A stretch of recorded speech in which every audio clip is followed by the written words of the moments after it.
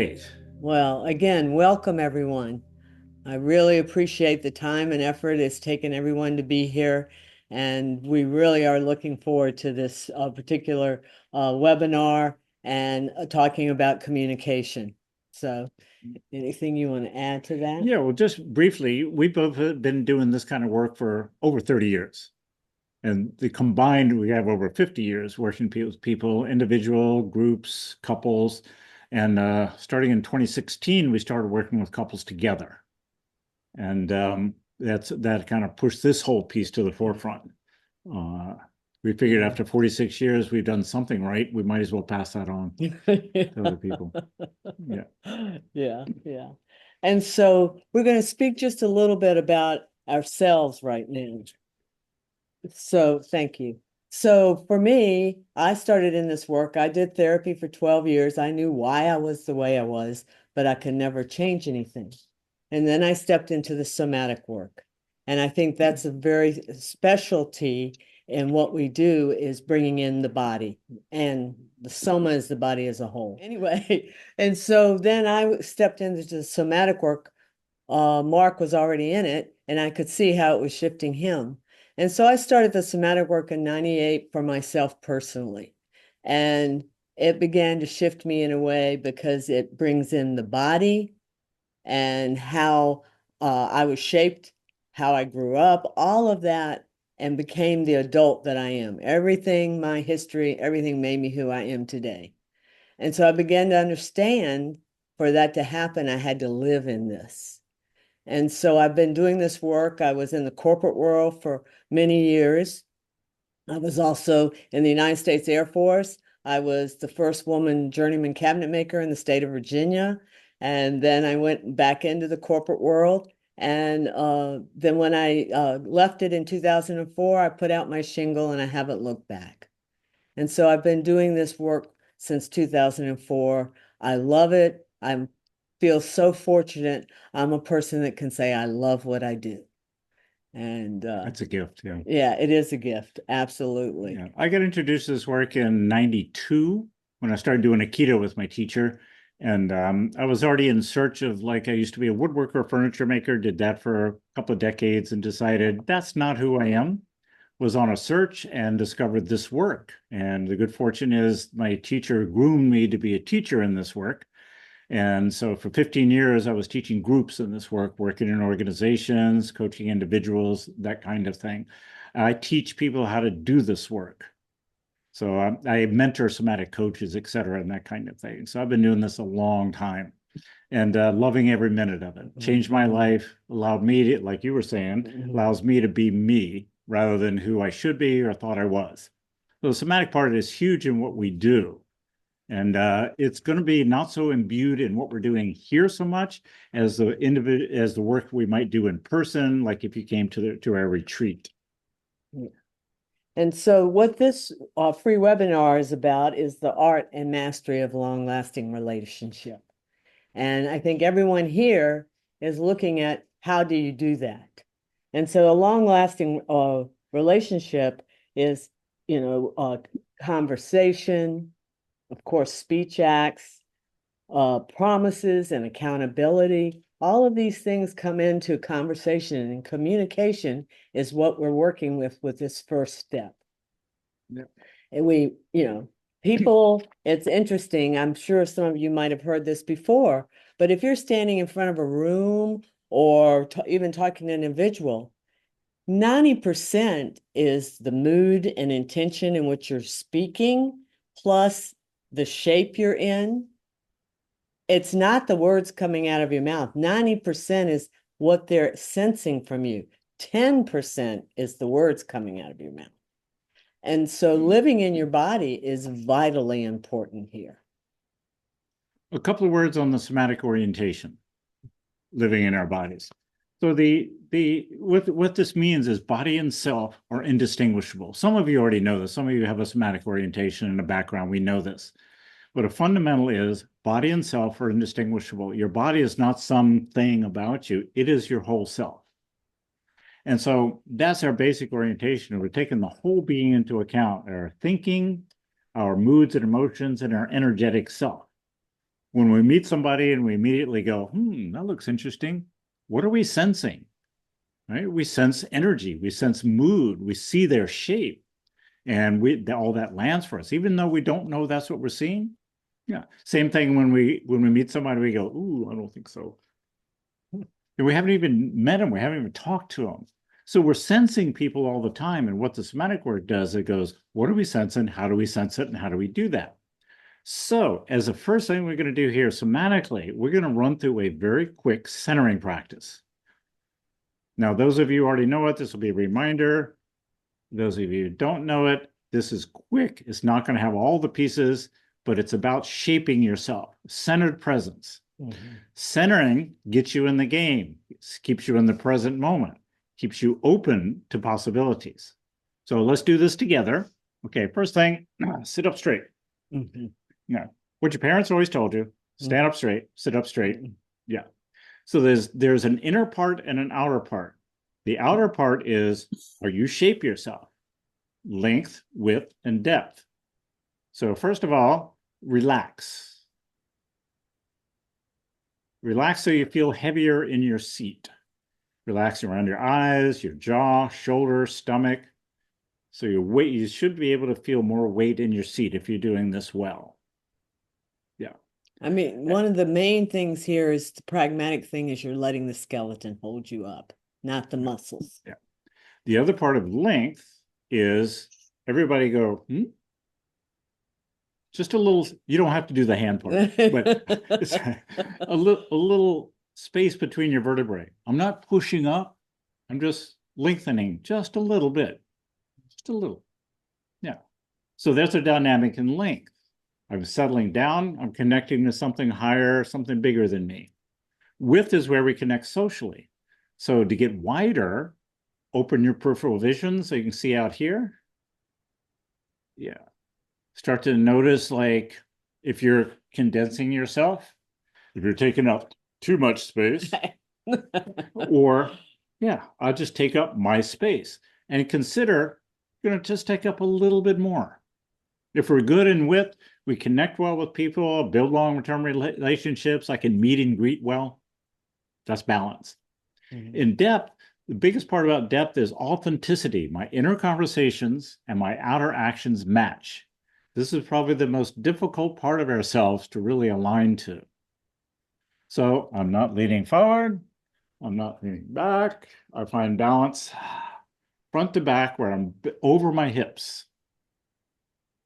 Balance side to side. So we're not doing this kind of thing. Yeah. Now, it doesn't mean I want to be rigid. Doesn't mean I want to be tight. I want to be relaxed. I'm going to be flexible. I'm going to move, this kind of thing. But if I'm still, I come back to this, balance side to side, front to back. The inner part is I'm open to possibilities, open to other points of view in our political climate here. I'm open to other points of view. I don't dismiss them arbitrarily. I'm present in the moment.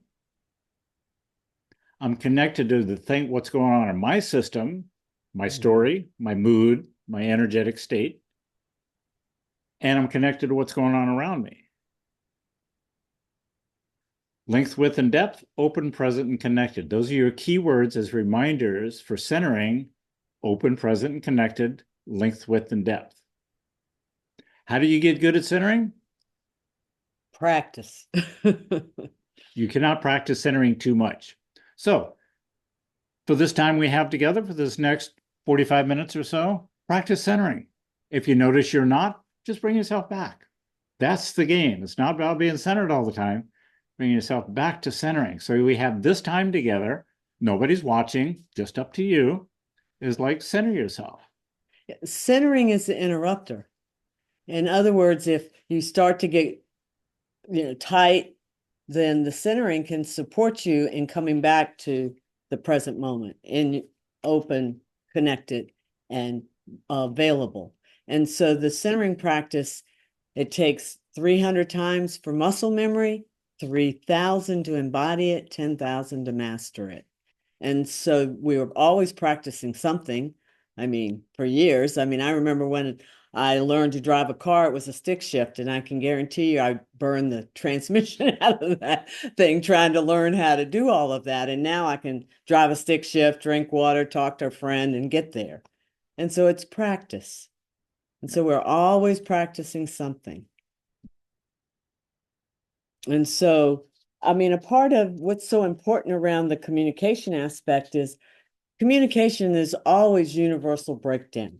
When we're talking to people, they don't understand, or the mood and intention in which they're listening may be off, all of that. And so we want to be able to be grounded and centered in our own selves to be able to communicate well.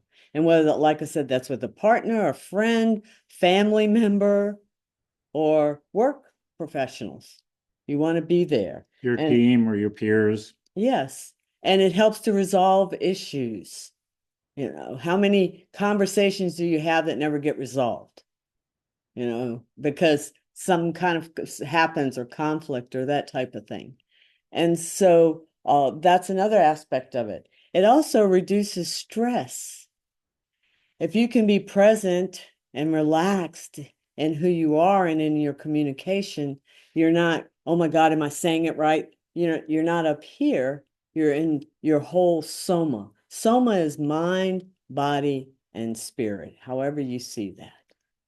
And if you're present and willing to have the conversation, you're more willing to move into the difficult conversations that are being ignored, put off, and never returned to, and this kind of thing, that be willing to be in the hard conversation. So what we're going to do here is give you some ways and some practices to be in those conversations. So as we're going through this, think to yourself, how are you in conversations, especially when the other person is really important to you, whether it's your partner or otherwise. If the person is really important, what do you not do that would be useful for you to do? What do you avoid? What do you do? Actions you might take, things you might say, getting reactive that don't serve resolving conversations.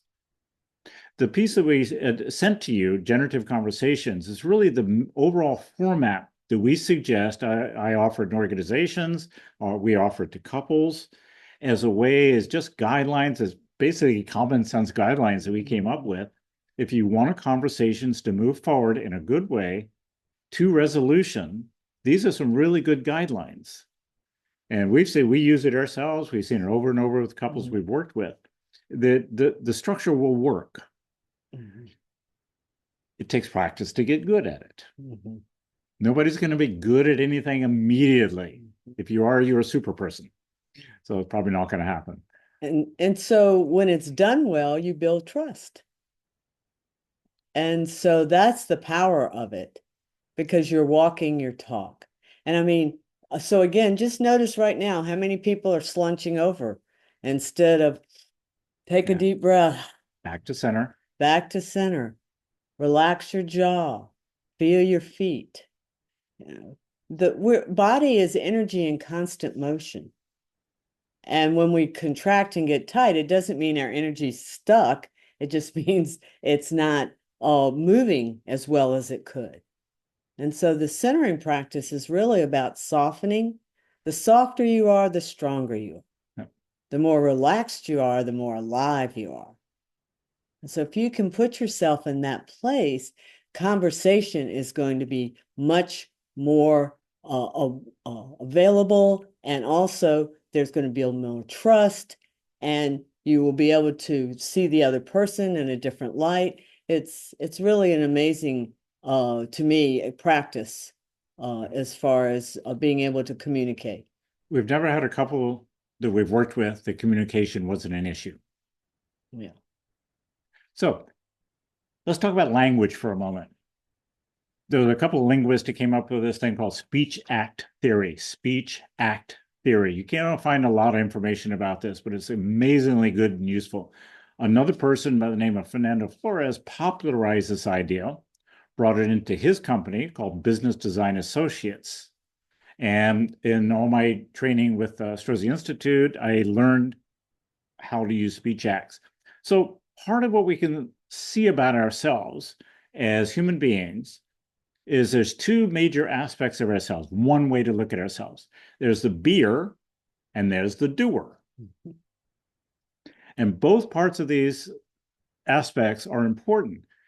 Very often the new agey kind of the work on yourself, self-development piece goes mostly to the being part, which is hugely important because I want to show up as the kind of person that people want to be with.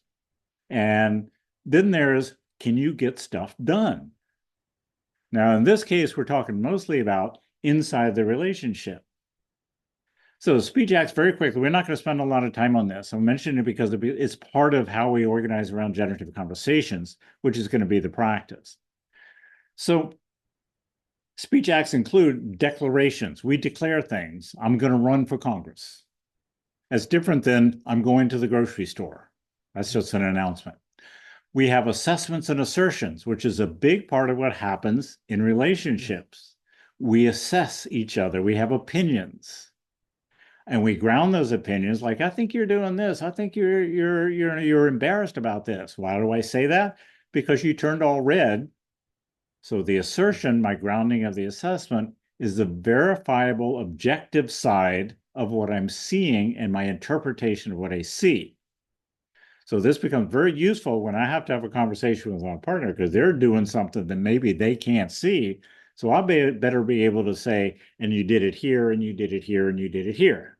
Not like trying to get them, but just as a sense of they understand where I come from when I make an assessment is like, you're really off base here.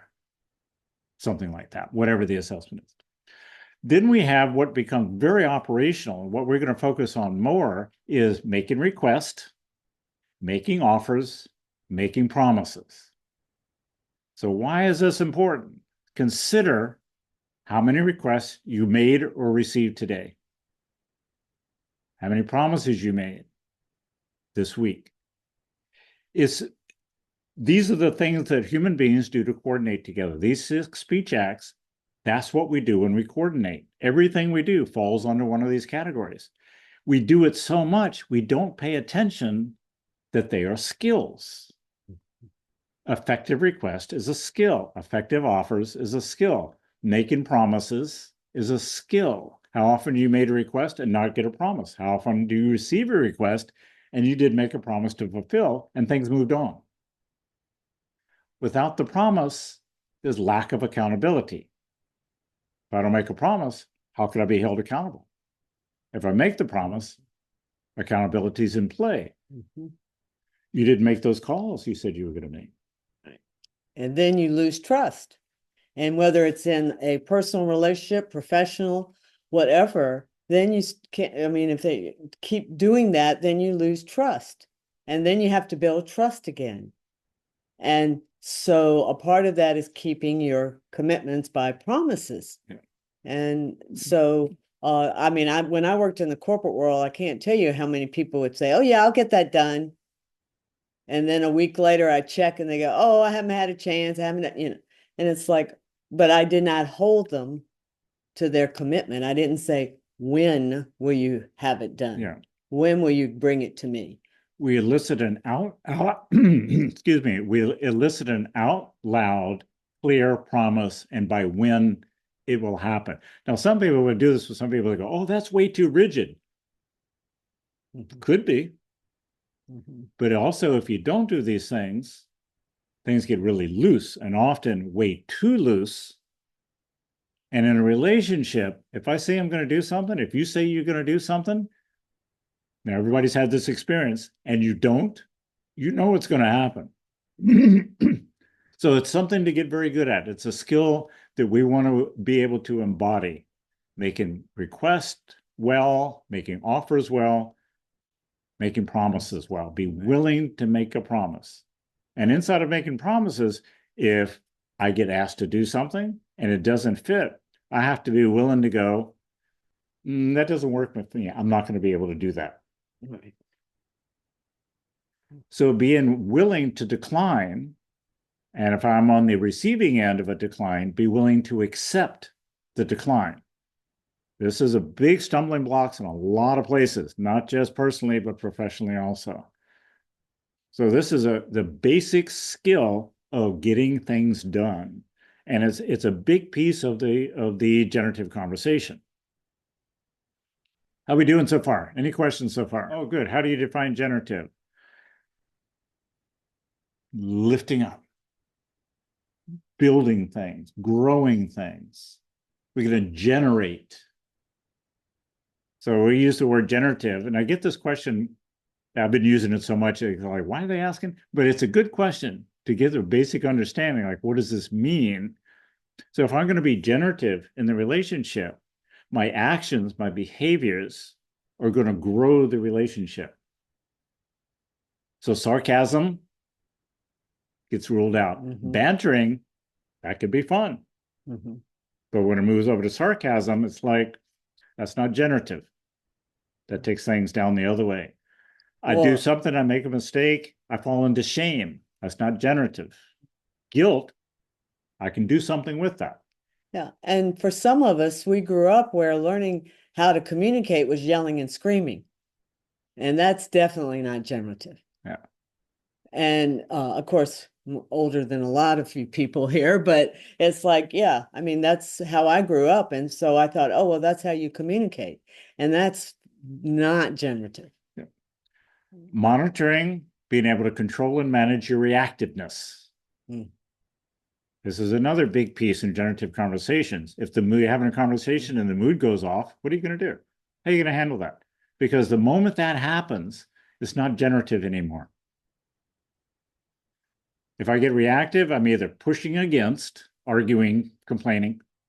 I disappear, like I'm not in the game anymore, or I acquiesce, whatever you want, even if it's not what I want. Or I freeze up. I can't do anything. So those reactive spaces, like you mentioned earlier, can be interrupted by coming back, centering yourself, get back in the game. Manage the mood. This becomes very critical, not just in relationships, but professionally in life in general. If I can monitor and respond to, in a good way, turn my reactiveness into a response, appropriate response, I'm living a more generative life. So speaking of that with moods, we all have shapes. So I want you to try this on. First, center yourself like we've been talking about. Take a nice deep breath, and then take on the shape of resignation. Just take that on and feel that. Even exaggerate it a little bit. Yeah, exaggerate a little bit. Feel that in your body. And possibly you're starting to feel a little resigned. Can be a little bit of an inclination towards the mood of the shape. Yes. Notice if you feel that. Yeah. And then take a breath and come back and center yourself. And notice if that starts to shift. And so the shaping of the body can create the moods. And so let's do one more. Angry. Feel that. I'm thinking of all the things I'm pissed off at you about. Not really. Oh, yeah, not really. Yeah. Yeah. And then come back to center. Take a breath. Feel. It's a great way to interrupt old patterns. Yes. Generative conversations. You all have that paper. You can look at the paper and follow along a little bit. I'm just going to briefly go over it and hit some of the main points. So this is communication. So communication is like, what are we having for dinner? Like, where are we going? It's like, what are you up to today? When can we meet? Can we have lunch together? That's all communication. That's generally works reasonably well. Making plans with your partner, et cetera, doing these kinds of things, just a general chit chat of stuff. Where it gets hard is like, we need to talk about that breakdown that happened yesterday. Then the conversation gets much more important. And so this, what we're talking about in generative conversations, is more about the conversations that are more difficult, that they're harder, that it may take some time to move through. But the point is, always moves to resolution. Whether it's a one-time hour conversation, whether it's 47 conversations over 8 months, always moving to resolution. Resolution is always possible, One possible resolution is we're not going to agree, and we have to accept that. So always move into resolution. So how do we do that? How do we have good conversations together? One of the definers here is defining.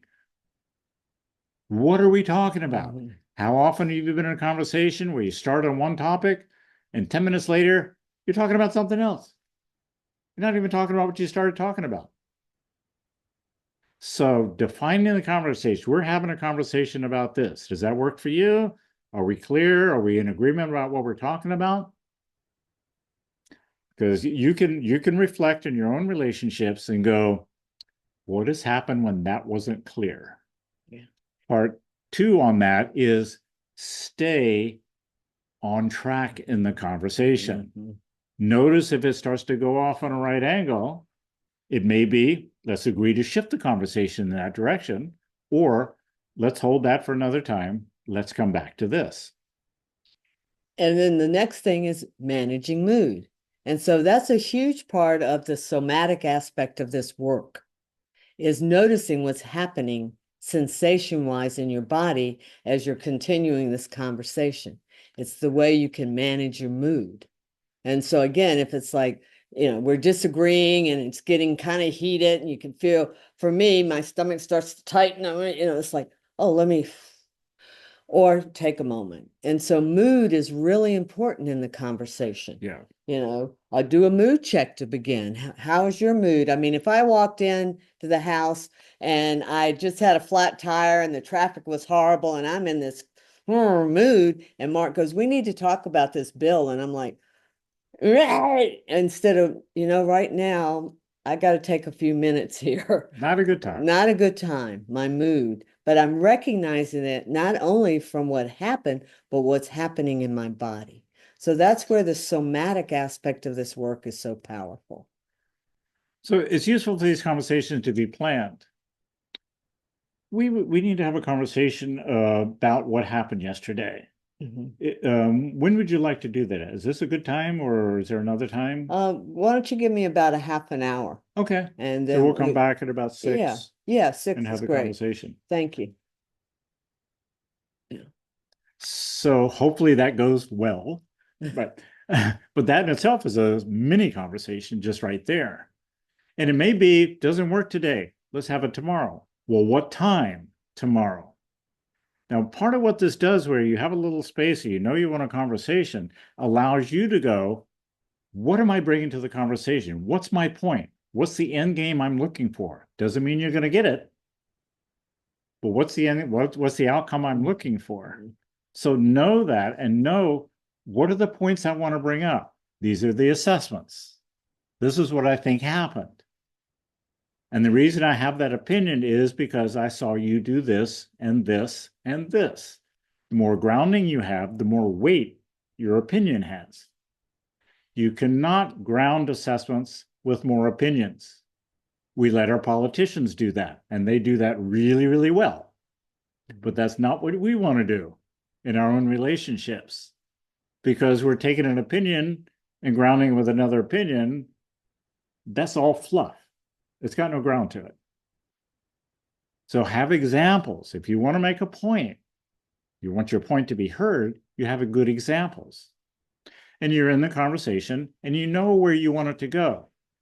Now, the point about this is relationship, after 46 years, we know is an ongoing set of compromises. Yeah. Nobody gets what they want all the time. If it does, things are way out of balance in the power conversation.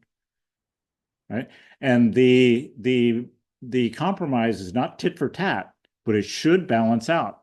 So give example of assessment real quick. When we talked yesterday, I was really affected in a negative way by the mood you brought to the conversation. What did you see? Well, first I noticed how I was affected, but what I saw was that your face was all crunched up, like really angry. Your body was crunched in, but it was also like your tone was really prickly and pointed. Like when you said, Why did you do that? Remember when you said that? Yeah. When you said it like that, it was kind of like it's like, wow, it shook me a bit. Mhm. Yeah. Oh, we have a late arrival. Let them in real quick. There we go. So that's just a real brief example of here I have an assessment.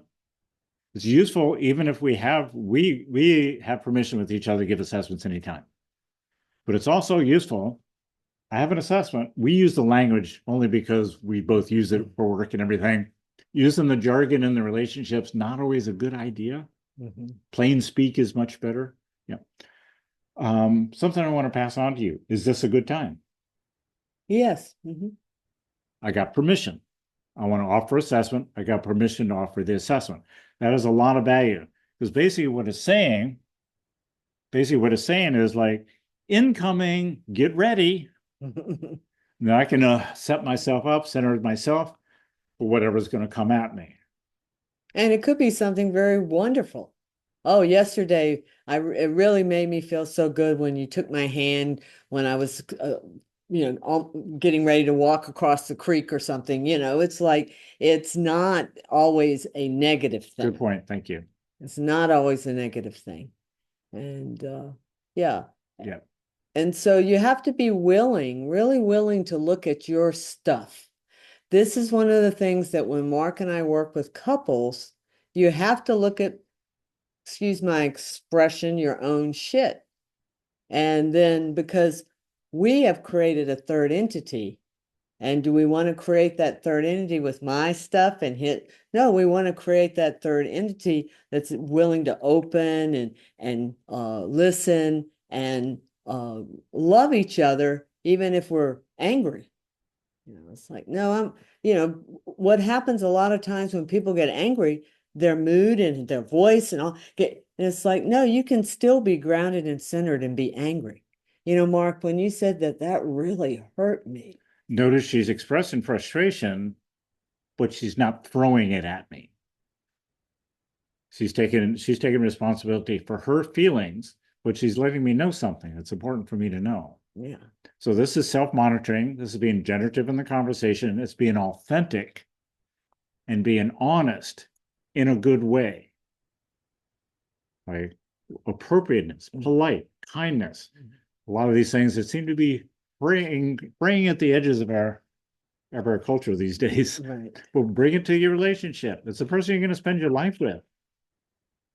Mhm. Be your best self with them, much as you can. Okay, so that's getting started. That's all the prep for the conversation, is Mhm. doing all those things. Okay, the next part is make some agreements. When you want to begin to have difficult conversations, hard conversations, important conversations, it becomes useful with your partner to make some agreements. This has to do with professional as well as personal. Is like, how are we going to have conversations together? What are our guidelines? What's okay? What's not okay? So agreeing when they're going to happen. I'm going to just read this off real quick. Um, if you see your partner, this is an important one, get grabbed and they're in a triggered mode, it's useful to make an agreement. You can call each other out on that. That's an iffy one, but there's ways to do that well. So some clients we work with have a word, porcupine, Yeah. and they stop because they know somebody's triggered in here. Some people have a phrase. You tell me what to say to you if you're in reaction. Mhm. Then I say it, and then my partner can't go, oh, you can't say that to me. It's like, no, you told me to say that to you. So you make these set of agreements. It's all here in this guidelines and generative conversation, a set of agreements about how to have the hard conversation. Without the agreements, it gets a little iffy. It gets a little squirrely around the edges. So the agreements become really useful. So I might see my partner struggling in the conversation, and then I might go, you're doing really well here. Offer a positive assessment when it might be useful and needed with my partner. So what was the question? You didn't The say. question is like can you organize around positive assessments as well as negative assessments? And the assessment process produces intimacy. That's one of the most important parts. If you're building somebody up, that's the more generative side of assessments. I like how you're saying this. This is really valuable for me. These are all assessments. There's no truth here. These are assessments. It's like, yes, I really like how you phrased that. I could hear it much better. These things are like the oil makes things move well, you know? And that can happen in professional life too. Absolutely. Appreciating each other. It's basic Yes. appreciation. Yeah. Yeah. We do this with each other as a practice. Offer positive assessments on a regular basis. We'll do it every day, some point. She does extra work on dinner. Thank you so much for cooking dinner. It was really good tonight. Thanks. The little things can make all the difference. Okay. So making agreements that we're going to do it this way. If the mood goes off, what are you going to do? We have some clients, mood goes off, they take a walk, shifts the mood. We have other people that they have the keyword. Yep. Best case, I can manage my mood in the moment, take a minute, recenter, get myself back aligned with myself, and keep going. That's the best case, right? The mood goes off in a conversation. Next thing is take a 15-minute break. These two possibilities allow the conversation to keep moving at the same time in the same place. It may be I get so triggered because she touched something very delicate in me, we could say, that I get so triggered, it's like, I can't do this now. We're going to have to wait and do it tomorrow. We're going to have to continue tomorrow. I can't keep going. That's a possibility. It's a distinct possibility. This is the place where often conversations will end and not get returned to. So in the agreement you make with your partner, one of the agreements is we will always continue the conversations no matter what. Even if we got to wait a day or a week, because I got to get it together to be in this conversation in a good way. And I just can't do it right now. As soon as possible, and the moment is best, you set the day and the time you're going to return to the conversation as soon as possible. That way the conversation gets coming back to, and I might begin with, or she might begin with, are you good? Are you in a good place now? Is it good to go? And I might go, I'll do the best I can, which may be all I can do. It's never going to be perfect. Won't always get it right, especially in the beginning. As you start practicing this, the old practices, the old habits you've gotten into as a couple or your own personal habits, they're probably going to happen. That's okay. If you start again, and practice again. 3,000 times for muscle memory. No, So we don't get good overnight. For embodiment. 3,000 for embodiment. Yeah. Yeah. So we won't get perfect at this overnight, but you can get really, really good at it. And then the conversations are just difficult conversations, something you do and you carry on. Anything to add there? No, I mean, to me, being able to feel yourself, center yourself, and come back is a powerful practice to be in. And so you want to practice it when you don't need it. So when you do need it, it comes more quickly. So I do things like stop at a stop sign and I take a deep breath, feel my butt in the seat, relax my hands, and off I go. Or I'm standing in the grocery line, feeling my body. And so it's really important to be practicing because then when it does come to this, you're able to come back more quickly than if you don't practice it until you get grabbed. Yeah. So, yeah. So very briefly going through the last part of this, what's called elements of a general or a generative conversation. Patience. Be patient with your partner. Always hold the dignity and integrity of your partner. This is like the background. Be a good listener. Don't interrupt. Don't overtalk. Be a good listener. If you don't understand, be curious. Could you repeat that, please? Could you tell me more about that? Be willing to compromise. I have a whole thing about having to be right. That doesn't bode well in the compromise conversation. I don't do that so much anymore, but it's like I have to be willing to compromise. Yeah, well, let's do it that way this time. I'm good. Yeah. Make offers and requests. Behind every assessment, very often, not always, but most of the time, if I have an assessment, there's a request about an alternative action. I make a request generally because I have an assessment. Not 100% of the time, but most of the time. So assessments and requests and offers go together. I see you're doing this. What can I do to support you? I just made an offer. And then she'll make the request about what I can do. And I have to go, well, I can't do that part, but I can do this part, which is a counteroffer to the original request. And then I make the promise. We all make an agreement and off we go. If you make a promise, when you make a promise, fulfill. This is a very basic thing. Don't make any promises you don't want to make. Really, I don't want to do this. Or you can't make, I'm not competent. Don't make the promise. If you make a promise, fulfill. No matter what. If I can't hit the by when date, I inform the person I made the promise to before the due date, I can't fulfill. And maybe we make a new date. This is fundamental. And this is a piece that gets overlooked and missed so much. Where is it most important? Primary relationship. Who do you want to build the most trust with in your life? Primary relationship. So if you're, I know a few of you are in the place of like, I'm looking for the next relationship. If you can start to use these things just in life and get good at these things, you'll be a really good partner with your next person. Yeah. So these are skills to develop whether you're in a relationship or not. Hold and manage your promises.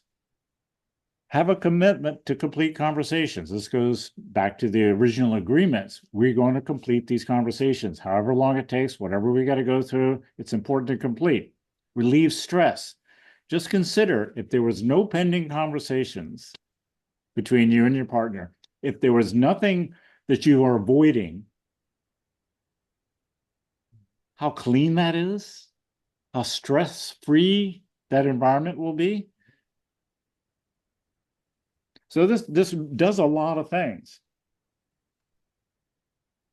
Accountability is critical. Building trust, major thing you want to do in your relationship.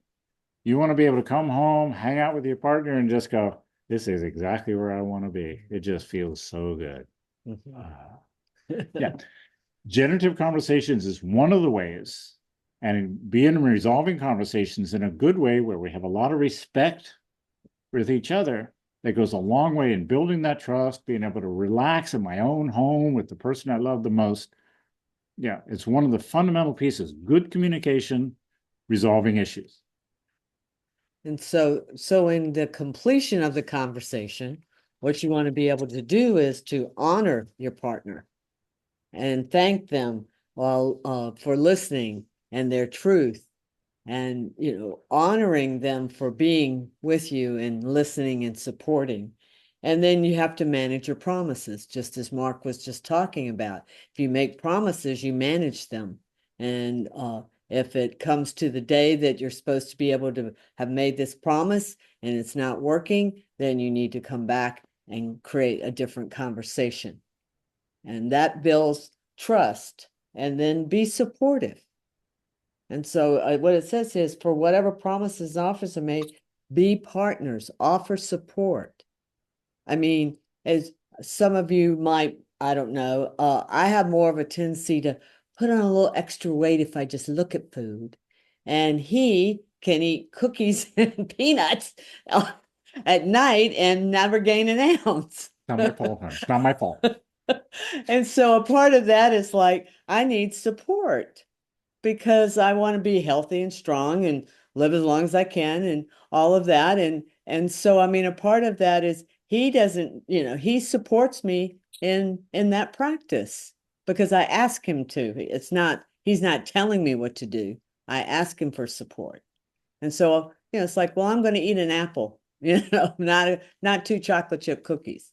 And so those are the kind of things, supporting your partner and giving updates. That's being a good partner, and that builds the trust. Yeah.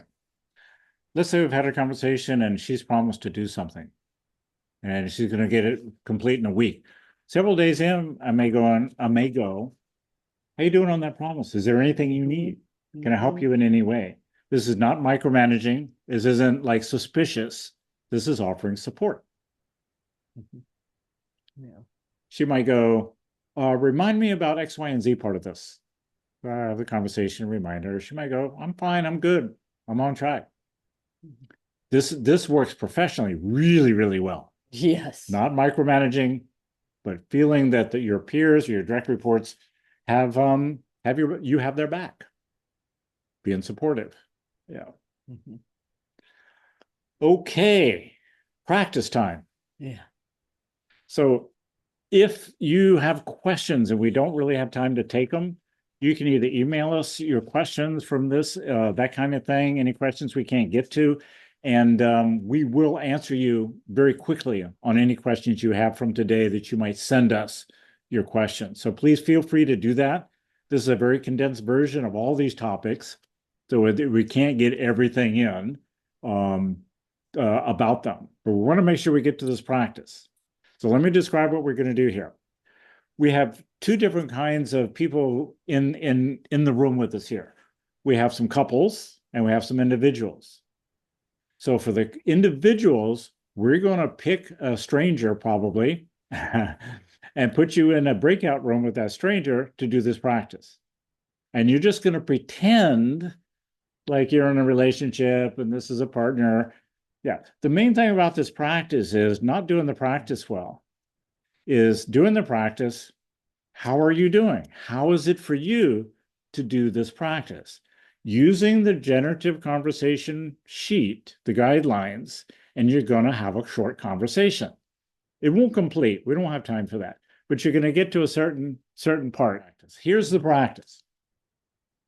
Have a conversation. So define the conversation, and begin to have the conversation. Note that you might have assessments. If it's a hypothetical conversation for you, it could be something like, let's get another cat. Or dog. How about a dog this time and you're a cat person? Yeah. Yeah. Who controls the remote control for the TV? Yeah. Yeah. Every time that we're talking and you get a text, you stop talking to me and you get on the text. This is a very common kind of thing, by the way, that people do and couples will do. So if you're in a relationship and you're basically doing this with your partner, if you want to pick something that's a real conversation for you, do that. Yeah. Otherwise, if you don't know each other, just pick something that could be juicy and it's hypothetical. But here's the somatic element about a hypothetical. You know it's made up. Your brain knows this. Your body doesn't. Right. So pay attention to your responses, your reactiveness, your moods, and throw in a little not doing it well to see what happens. Maybe start a little bit of an argument. Maybe start to get a little reactive and then come back. So you can see how you react to these things happening, right? You're making it up. Yeah, but again, your body's not necessarily going to know that. So your reactions may be more real than you might think they might be. So pay attention to what stories show up, the mood that ends up, what happens with your energy. If you start contracting, you start relaxing more, just pay attention to that. We'll have a few minutes to debrief. Notice what's easy, what's hard. Anything? I mean, of course, once it's complete, thank your partner.